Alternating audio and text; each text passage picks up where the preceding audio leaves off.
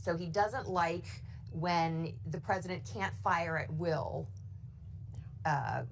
agency directors or executive branch officials. And that's why I want to have them return to his remarks on the Nixon subpoena case that we've talked about, because his criticism in the 1999 roundtable of that case, which he said earlier was not a correct representation of his views, but I'd like to sort of talk about that a little bit more, and I hope someone does tomorrow. His criticism of the case in that roundtable was that it diminished the president's authority to be in control of information released from his office by allowing a subordinate executive branch officer to through a criminal investigation, subpoena information that the president didn't want to give. It took away that power from the president.